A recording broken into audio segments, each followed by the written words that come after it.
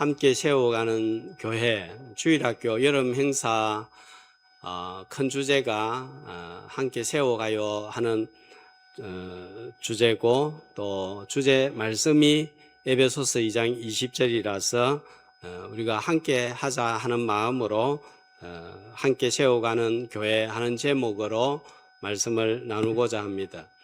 요즘 세상이 너무 빠르게 변하고 있습니다. 집 전화기에서 시작되어서 삐삐 시대, 폴드폰 시대, 스마트폰 시대를 지나서 인공지능 AI 시대를 거치면서 지금 신세계를 경험하고 있습니다. 로봇이 개발되고 운전자 없이 자동차가 운행이 되고 있고, 몇 년 안에는 사람같이 생긴 로봇이 집에서 일을 하고 반려견을 대신하고, 아마 우리하고 거의 같이 생긴 로봇이 같이 돌아다닐 세상이 멀지 않았다 하는 생각이 들고, 저는 저 혼자 이런 생각도 해봤습니다. 좀 여유가 있는 사람들은 교회 자기가 가기 싫으면 똑같은 로봇을 만들어가지고 보내가지고 예배 드리도록 오게 하고, 이런 일도 일어날 수 있지는 않을까 하는 그런 우려가 되기도 했습니다. 또한 우주시대의 입구에 서 있습니다. 훨씬 더 편리하고 안전한 시대가 될 것 같습니다. 과학의 힘입니다. 또 다른 한편에서는 인간들은 오래전부터 보이지 않는 내면 세계를 깊이 탐구해서 올바른 삶, 정의로운 삶이란 무엇인가를 제시하며 존재의 본질과 의미와 가치를 성찰하며 어떤 삶을 살아야 하는지 지혜를 던져 주었습니다. 대표적인 학문이 철학입니다. 동서양을 막론하고 현자들이 삶을 더 깊이 바라보게 하였습니다. 과학은 보이는 물질과 현상계를, 철학은 보이지 않는 정신과 내면 세계를 탐구하여서 보다 나은 삶으로 인도하는 안내자 역할을 하였습니다. 그러나 과학과 철학이 아무리 발달하고 발전한다고 하여도 만물의 기원과 목적과 창조자에 대해서는 답을 할 수가 없습니다. 신이 있다고 인정한다고 한들 신이 왜 부족함이 없는데 세상을 만들었는지 사람을 만들었는지, 이에 대한 답은 과학과 철학이 절대로 답을 내놓을 수가 없을 것입니다. 만물의 근원과 목적은 인간 스스로 알 수 없고 하나님께서 가르쳐 주셔야만 알 수 있는 진리이기 때문입니다. 그래서 이를 가리켜서 계시라고 합니다. 계시하면 드러낸다는 거예요. 그래서 계시록 하면 영어로 레벨레이션인데 리빌하는 동사에서 왔습니다. 드러낸다는 거예요. 사람이 드러낼 수 없고 하나님이 드러낼 때만 알 수 있다는 것입니다. 인류가 수천 년 동안 탐구하였지만 알 수 없었던 만물의 기원과 목적을 에베소서 말씀은 명확하게 단번에 알려주고 있습니다. 결론부터 말씀을 드리면 교회를 세우기 위함이다 하는 것이 에베소서의 메시지입니다. 구체적인 내용을 1장에서 3장을 통해서 개괄적으로 한번 살펴보겠습니다. 1장 4절을 한번 보시기 바랍니다. 자, 시간이 나옵니다. 자, 언제입니까? 창세전이면 이것은 하나님의 시간입니다.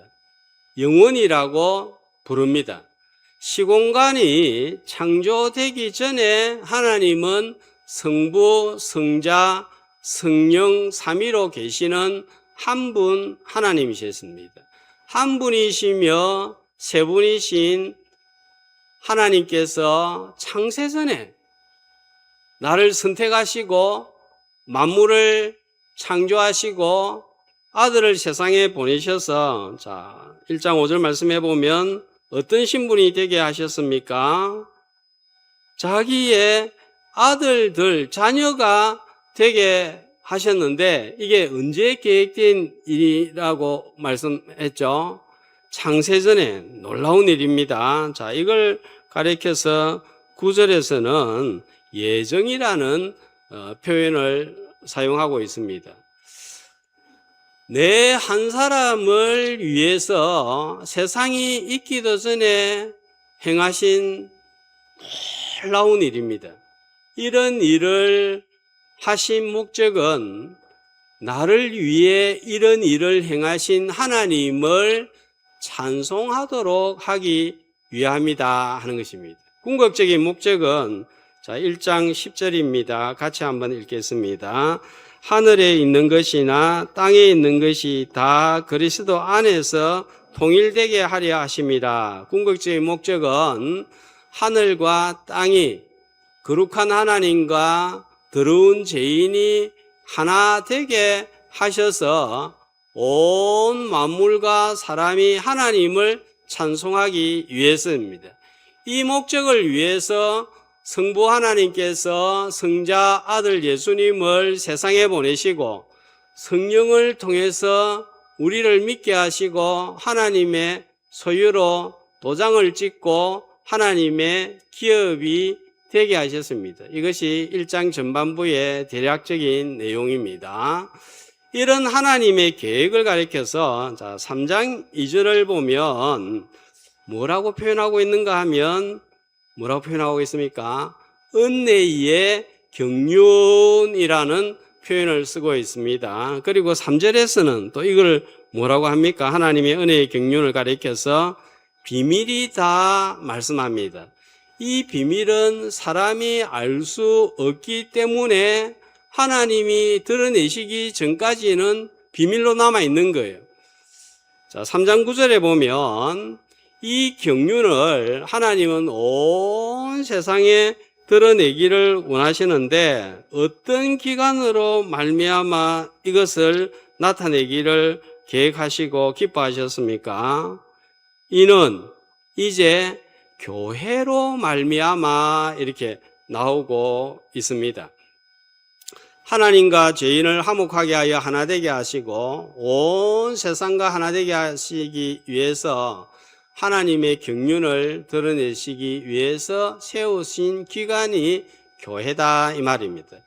우리는 교회로 말미암아 하나님의 경륜을 드러내고 찬송하기 위한 자로 부름을 받았습니다. 그래서 우리는 교회를 세우기 위한 자로 부름을 받았다는 것입니다. 그러므로 교회에 대해서 잘 알아야 하겠습니다. 교회는 어떤 곳인가 하면 이 20절을 현대인의 성경으로 보면 교회를 이렇게 표현하고 있습니다. 자, 무슨 표현을 사용하고 있습니까?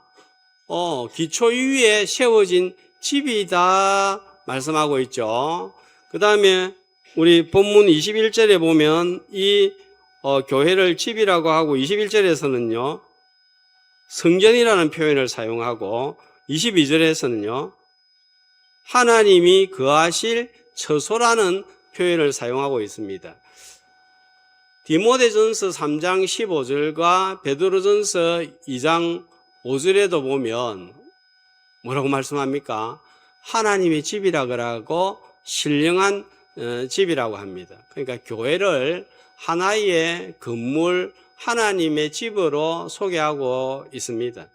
어떻게 지어진 건물인지 알려주고 있습니다.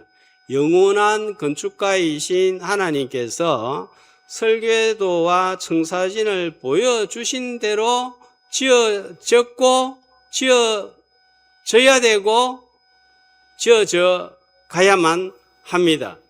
자, 먼저 20절에 보면 이 기초가, 교회의 기초가 뭐라고 그러죠? 교회의 기초가 사도들과 선지자들의 기초 위에 세워졌다 하는 것입니다. 자, 사도들은 어떤 사람들입니까? 예수님의 부활을 목격하고 세상에 이 부활을 증거하기 위해서 보냄을 받은 제자들입니다.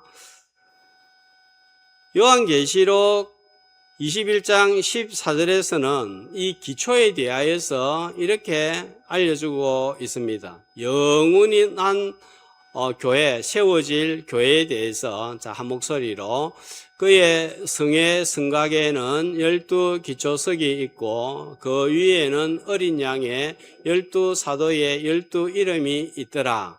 영원한 성곽, 영원한 성전의 기초석이 뭐라고요? 12사도 위에 세워졌다 하는 것입니다. 자, 또 뿐만 아니라 또 그 기초는 사도들과 선지자들이 나옵니다. 그죠? 자, 선지자들은 누구입니까? 먼저 구약의 선지자들이 있는데 이들이 계속해서 전했던 공통적인 설교 메시지는 뭐였는가 하면 오실 메시아였습니다. 신약의 선지자들도 있습니다. 자, 이들은 어떤 말씀을 전했습니까?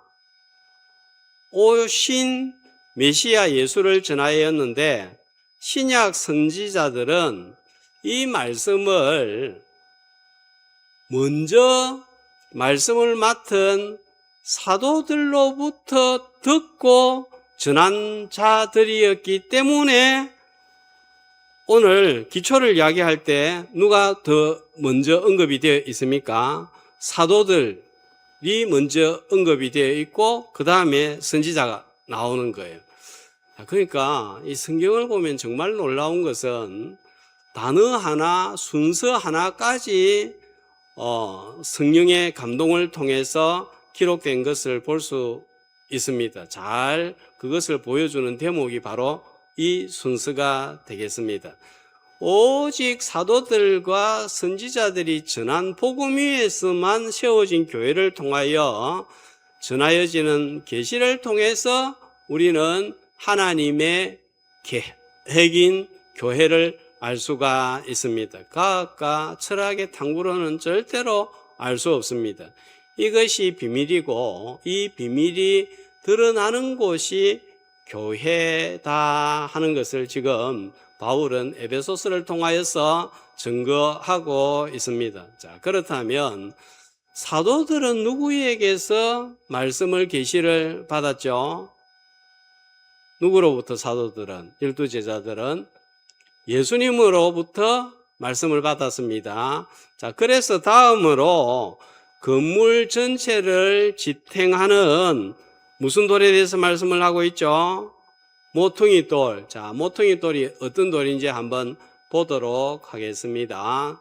자, 모퉁이 돌은 다른 모든 돌과를 저렇게 연결을 하고 있습니다. 그러니까 저 모퉁이 돌이 세워져 있지 않으면 뼈대와 골격이 절대로 올라갈 수가 없는 거예요. 그래서 예수님이 모퉁이 돌이다 하셨는데 이 말씀은 예수님과 예수님이 하신 일이 바로 모퉁이 돌이다 하는 것입니다. 예수님이 어떤 일을 하셨습니까? 사람의 몸을 입고 성육하시고 죽으셨습니다. 낮아지심을 통하여서 우리를 죄에서 해방시키시고 자유를 주셨습니다. 그런데 여기에서 끝나지 아니하고 더 나아갑니다. 죽으시고 난 다음에 부활하심으로 우리에게 새 생명, 영원한 생명, 영생을 얻게 하셨습니다. 여기에서 끝나지 아니하고 더 나아갑니다. 어떻게 하십니까? 부활하시고 성천하시고 그 다음에요 또 다른 보혜사를 성령님을 보내셔서 우리를 돌보십니다. 그리고 하나님 보좌 우편에 앉아서 우리를 통치하고 계십니다. 높아지심입니다. 2장 1절에서 18절까지의 대략적인 내용입니다. 이 토대가 없다면 교회라고 할 수 없습니다. 아무리 사람들이 많이 모이고 건물이 화려하여도 이 토대가 아니라면 그것은 교회가 아닌 거예요. 다른 것이 첨가되어서도 안 되고 이 모퉁이 돌 되시는 예수 그리스도와 그의 사역이 하나라도 빠지면 교회가 될 수 없고 저주를 받습니다. 비텐베르그시 교회 제단화를 한번 보도록 하겠습니다. 마르틴 루터가 목회했던 제단화, 교회의 제단화 여러 번 보셨죠? 자, 교회의 중앙에 뭐가 서 있죠? 십자가가 서 있고 예수님의 죽으심이 있고, 자, 저 흰 색깔은 저는 뭘 상징한다 했죠? 부활입니다. 마르틴 루터가 왼손을 어디에 올려두고 있습니까? 성경에 올려두고 있고, 오른손으로 이 성경에서 전하는 메시지를 가리키고 있는데 뭡니까? 예수 그리스도의 십자가와 부활입니다. 청중들은 누구를 바라보고 있습니까? 마르틴 루터를 바라보고 있는 것이 아니라 마르틴 루터가 성경에서 전하는 예수 그리스도와 십자가와 부활을 바라보고 있습니다. 자, 교회에 어디에 위치하고 있죠? 중앙에 위치하고 있습니다. 그래서 교회의 중심은 예수 그리스도이고 설교는 모퉁이 돌 되시는 예수 그리스도를 전하는 시간입니다. 그래서 우리가 교회 와서 뭘 들어야 되는가 하면 바로 다른 걸 듣기 위해서 오는 것이 아니라 예수 그리스도에 대해서 듣기 위해서 이 자리에 나옵니다.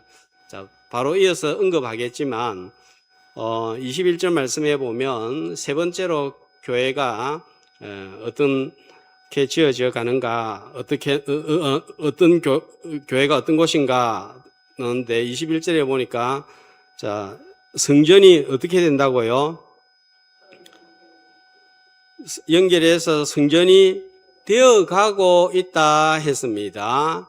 자, 그러니까 지금 완성이 됐습니까? 안 됐습니까? 터하고 모퉁이 떨어 놓아졌는데 지금 지어져 가고 있습니다. 건축 중에 있습니다.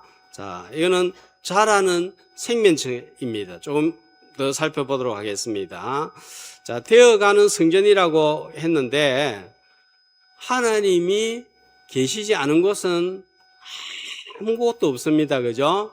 자, 그래서 이런 하나님을 가리켜서 우리는 무소부재하신 하나님, 바다에도 계시고 하늘에도 계시고 야구장에도 계시고 교회도 계시고 이런 하나님의 임재를 가리켜서 일반 임재라 말씀을 했습니다. 그런데 하나님이 특별히 계시겠다고 약속한 곳이 있습니다. 구약에서 어디입니까? 성막이죠. 솔로몬 성전입니다. 자, 21절. 자, 이렇게 특별히 계시겠다고 약속하셔서 계시는 것을 가리켜서 하나님의 특별 임재라고 합니다. 21절을 세 번역으로 보면 이렇게 나와 있습니다. 건물 자체가 연결되어서 주님 안에서 어떻게 된다고요? 자란다고 합니다. 여러분, 건물이 자랄 수 있습니까? 다들 교회가 건물 짓고 난 다음에 지금 몇십 년 지났는데 해마다 1m씩 자라서 4m, 5m 자랐습니까? 몇십 년이 지나니까 10년에 1m씩 해서 넓어졌습니까? 아니잖아요. 그런데 교회를 자라는 건물로 소개를 합니다. 자, 베드로전서 2장 5절과 고린도전서 3장 9절을 보면 이런 표현이 있습니다. 자, 돌을 가리켜서 무슨 돌이라고 하죠? 산돌. 그리고 교회를 가리켜서 너희는 하나님의 밭이다. 돌이 살아 있을 수가 있습니까? 없죠. 밭에서는요, 식물이 나오니까 생명을 냅니다. 교회가 자란다는 것은 교회는 생명체임을 알려주고 있습니다. 자, 이 의미는 교회의 숫자가 증가하고 재정이 늘어나는 것을 의미하지 않습니다. 이 구절에서는 전혀 그런 의미를 담고 있지 않습니다. 21절을 현대인의 성경어로 한번 보도록 하겠습니다. 어떻게 이 부분을 성전이 되어가고 하는 부분을 어떻게 표현하고 있습니까? 점점 거룩한 성전이 되어가고 이렇게 기록하고 있습니다. 그러니까 거룩해지는 과정을 두고 자라간다고 말씀하고 있습니다. 왜 우리가 거룩해져야 됩니까? 하나님이 거룩하시기 때문입니다. 레위기의 제일 주요 주제 구절 한 구절을 꼽는다면 내가 거룩하니 너희도 거룩하라 하는 말씀입니다. 교회는 하나님의 처소입니다. 하나님이 계신 곳이 거룩한 처소가 되고 거룩한 곳이 됩니다. 모세가 떨기나무 앞에 서니까 떨기나무에서 음성이 들려 나옵니다. 어떤 음성이 나옵니까? 네가 선 곳은 거룩한 곳이니 내 신발을 벗어라 했습니다. 가시떨기는 사막에 피는 보잘것 없는 나무입니다. 그런데 그것이 거룩하다고 하신 이유는 그 가시떨기 나무 위에 하나님이 계셨기 때문입니다. 시내산에 하나님이 임재하시자 시내산이 산 자체가 거대한 성전이 되었습니다. 그리고 성막이 지어진 이후에 시내산은 더 이상 성전이 아닙니다. 왜요? 하나님이 어디로 이동을 하셨기 때문에 성막으로 이동을 하셨기 때문입니다. 가시떨기 나무 가운데서 계시던 하나님, 시내산에 계시던 하나님, 성막에 계시던 하나님이 이제는 어디에 계시나요? 어디에 계시나요? 교회, 우리 다들 교회 건물 안에 갇혀 있습니까? 그렇지 않습니다. 믿는 성도 안에 있습니다. 자기 자녀들 안에 있습니다. 영접하는 자, 곧 그 이름을 믿는 자들에게는 하나님의 자녀가 되는 권세를 주셨으니, 자녀에게 주신 권세는 뭐냐 하면은 바로 성령 하나님이 예수 믿을 때 우리 안에 거하시는 거예요. 그래서 너희가 하나님의 성전인 것과 하나님의 성령이 너희 안에 거하는 줄을 알지 못하느냐. 성도가 성전이라 하는 말씀입니다. 그리고 예수님이 떠나가시기 전에 제자들에게 너희를 고아와 같이 내버려 두지 아니하고 내 이름으로 또 다른 보혜사를 보내시리니, 자, 그가 어디에 계시겠다고요? 너희 속에 계시겠고, 언제까지 계십니까? 영원토록 계신다고 약속을 하셨습니다. 그러므로 믿는 성도가 성전이고, 이렇게 모이면 어떻게 됩니까?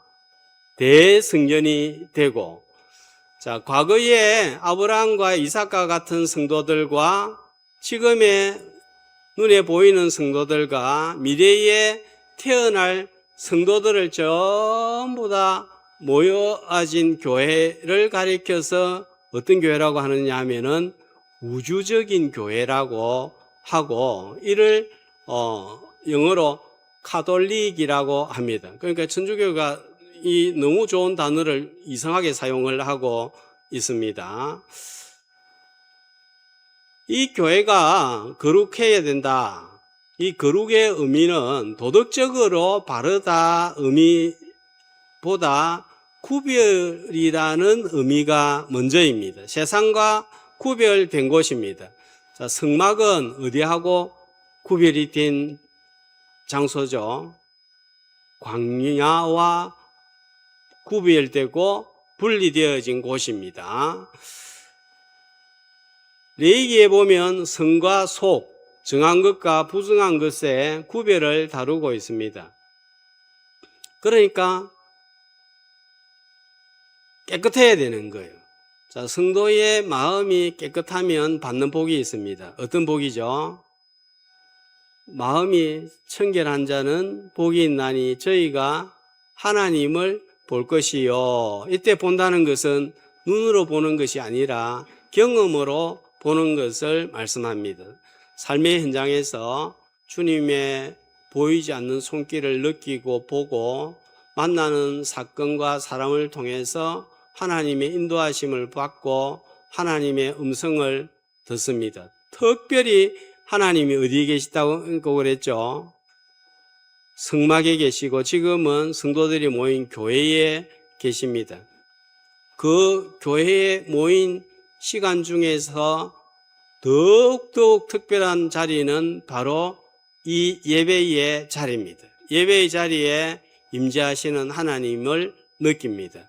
말씀과 찬송과 찬양과 기도를 통해서 주님을 만나게 되는 시간이 이 시간입니다. 그러므로 이 시간은 세상에서 어떤 시간보다도 특별한 시간이고, 이 시간에 특별한 은혜인 말씀과 기도와 찬양을 통해서 하나님이 임재하시는데 하나님을 만나지 못한다면 다른 시간에 하나님을 만나는 것은 더욱더욱 어려운 일입니다. 그래서 예배가 중요한 거예요. 그래서 예배의 자리에서 은혜를 받지 못하면 거룩해질 수가 없습니다. 옛사람이 새사람이 될 수가 없는 거예요. 자, 이런 경험이 자꾸 쌓여갈 때 나도 모르게 자라가는 거예요. 세상과 구별이 되는 것입니다.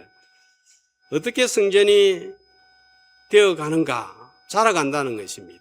전체 성도들이 자라갈 때에 하나님 보시기에 심히 좋은 성전교회가 됩니다. 교회를 오래 다녔다고 거룩한 성도가 되는 것이 아니라 자라야 합니다. 그런데 어떤 생명도 하루아침에 자라지 않습니다. 아까 현대인의 성경 보면은 어떻게 자라간다고 했는가 하면 21절 현대인의 성경으로 보면은 어떻게 자라가던가요? 점점 자라간다고 했죠. 이야, 대단합니다. 예, 점점 조금씩 그렇게 해서 지업을 지어가는 성전을 지어가는 사람들이 성도인 것입니다. 예수님은 모퉁이 돌이고 우리 성도 한 사람 한 사람은 벽돌 하나, 돌 하나입니다. 이 집은 살아 있습니다. 점점 거룩하여지고 성숙해져서 하나님 보시기에 심히 좋아서 하나님의 임재가 강력하게 느껴지는 경험되는 교회가 되기를 주님의 이름으로 축복합니다. 자, 그렇다면 이 교회 어떻게 지어가야 될까요? 성전이라고 했습니다. 성막을 기억을 해야 됩니다. 하나님이 땅에 거하시는 처소입니다. 자, 어떻게 지어가야 되는지, 자, 2장 18절을 한번 보도록 하겠습니다. 같이 읽어봅시다. 2장 18절. 이는 그로 말미암아 우리 둘이 한 성령 안에서 아버지께 나아감을 얻게 하려 하심이라 하셨습니다. 삼위일체적인 차원에서 지어가야 됩니다. 성부 하나님은 택하시고 성자 하나님은 십자가에 죽으시고 부활하시고 성령 하나님은 그 주님이 하신 일을 나에게 적용하여서 믿게 하시는 삼위 하나님의 경륜을 1장을 통해서 살펴봤는데, 자, 2장 18절 한 번만 더 보여주십시오. 자, 이 말씀은 보면 우리가 하나님께 나아갈 길이 열렸는데, 자, 누구로 말미암아? 예수 그리스도의 십자가와 죽음으로 말미암아. 자, 누구 안에서? 한 성령 안에서 하나님께, 이 삼위 하나님의 협력과 연결로 세워졌기 때문에 우리가 교회를 짓는 우리의 모델이 여기에서 찾을 수가 있습니다. 21절에 보니까 어떻게 성전이 지어져 간다고 하고 있죠. 서로 연결하여. 자, 이 표현은 성막을 염두에 두고 기록한 말씀입니다. 자, 성막 사진을 한번 보겠습니다. 제일 내밀한 쪽에, 자, 무엇이 있습니까? 지성소가 있죠. 지성소 안에는 하나님이 임재해 계시는 언약궤가 있습니다. 그러니까 이 성소와 지성소에는 성물들이 있기 때문에 이것을 보호하기 위하여서 다른 그 장소하고 다르게 널판을 세워서 보호를 합니다. 자, 늘반을 좀 더 자세하게 보겠습니다. 제가 손으로 그림을 그려가지고 AI한테 정확하게 그려달라 하니까 이렇게 그려주더라고요. 대단하죠? 놀랍습니다. 제가 손으로 그렸는데 이렇게 그리는 거 보면 제가 너무 놀랐어요. 자, 이 늘바늘 구조를 보면 양쪽에 보면 한쪽에 톡 튀어나온 부분이 보이죠? 그거를 촉이라고 합니다. 그러면 반대편에는 홈이 파여져 있습니다. 그죠? 그래서 이거를 딱 갖다 붙이면 어떻게 되겠어요? 연결이 되겠죠? 그죠? 못이나 망치가 필요합니까? 안 필요합니까? 그냥 딱 하면은 맞아 떨어지는 거예요. 그런데 이 촉이라는 단어는 히브리어로 야드라는 단어인데 손이라는 뜻입니다. 출애굽기 26장 17절은 이 부분을 두고 이렇게 말씀하고 있습니다. 한 목소리로 각 판에 두 촉씩 내어 서로 연결하게 하되 너는 성막 늘반을 다 그와 같이 하라. 여기에 어떻게 늘반이 세워진다고요? 서로 연결하여 되는데 지금 말씀이 에베소서 여기에 나와 있는 거예요. 아까 촉이 뜻이 뭐라고요? 손이라고 했죠, 그죠? 예. 손과 손을 잡는 것이 성전 건축의 원리다 하는 것입니다. 성도들이 서로 손과 손을 잡을 때 세워진다 하는 것입니다. 옆에 있는 사람 손을 잡아보면 꽉 끼워지죠, 그죠? 예. 그런데 이렇게 끼우려고 하면은 어떻게 해야 되겠어요? 손을 내밀어야 돼요. 그런데 안 내밀면 어떻게 됩니까? 아무리 몸부림쳐도 연결이 안 되는 거예요. 늘바는 하나로 세워지지 않습니다. 서로 손을 내밀고 잡아줄 때 연결이 되고 세워집니다. 장로님들과 성도님들이 목회자의 손을 잡아주고 목회자가 우리 성도님들과 성도들의 손을 서로 잡아줄 때에 세워집니다. 왜냐하면 목회자도 여러분도 다 부족함이 있기 때문입니다. 자, 이 성전을 세워가는 과정 가운데 에베소서 4장 27절에 보면 주의 사항이 나옵니다. 자, 같이 마귀에게 틈을 주지 마라. 늘반을 세울 때 중요한 것은 틈이 생기면 어떻게 되겠어요? 틈이 생기면 어떻게 됩니까? 모래와 바람이 들어오면 성물이 더럽혀지겠죠. 예. 그래서 이 틈새가 생기지 않도록 딱 이게 손과 손을 굳게 잡아야 되는 거예요. 주일학교 여름 행사가 진행 중에 있습니다. 어제 또 금요일 중고등부 수련회를 하는데 정말 교사들이 수고가 많고 밥을 해 먹이면서 밥도 얼마나 그렇게 맛있게 했는지 하여튼 한 명 돌보는데 어떤 분들은 보니까 머리가 엉망이고 땀은 나고 그래 하는데 야, 그 모습이 제가 보니까 오히려 평상시보다 이상한 헤어스타일이 훨씬 더 은혜스럽고 감동이 되는 거예요.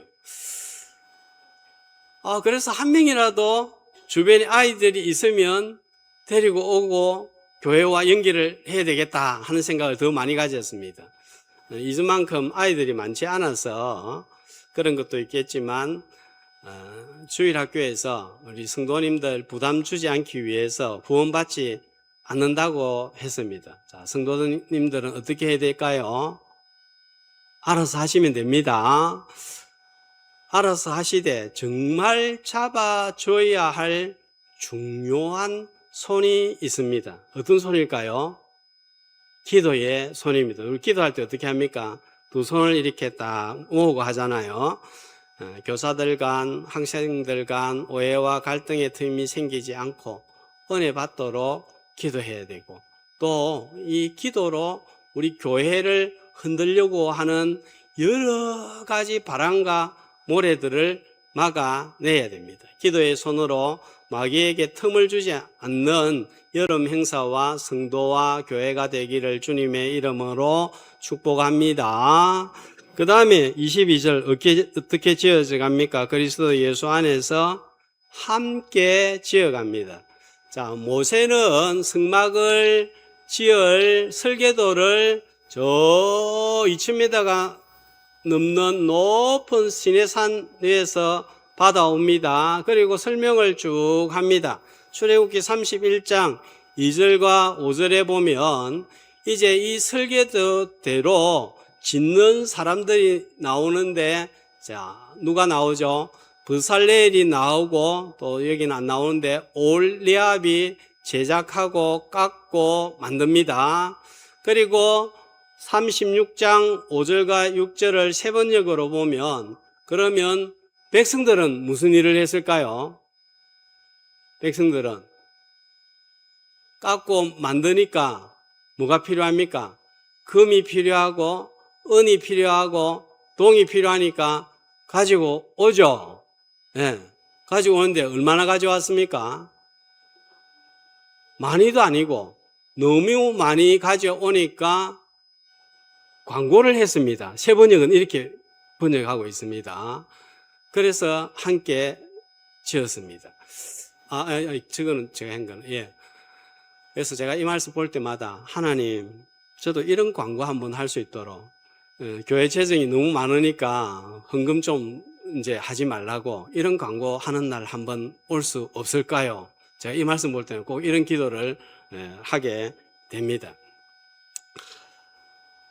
군사 나눔틀을 2개월간 하면서 주일 오전에 받은 말씀을 나누고 한 주간의 삶을 군사님들이 나누면서 웃다가 울다가 또 웃다가 울다가를 반복하면서 함께 간절히 기도했습니다.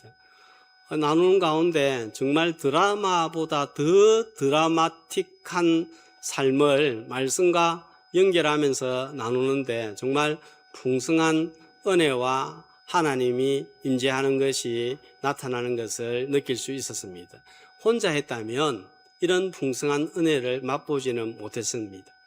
함께 하니까 5배, 10배 풍성한 은혜와 위로가 드러났습니다. 건물은 벽돌 하나, 돌 하나 빠지면 와르르 무너져 버립니다. 우리 교회는 더욱 그렇습니다.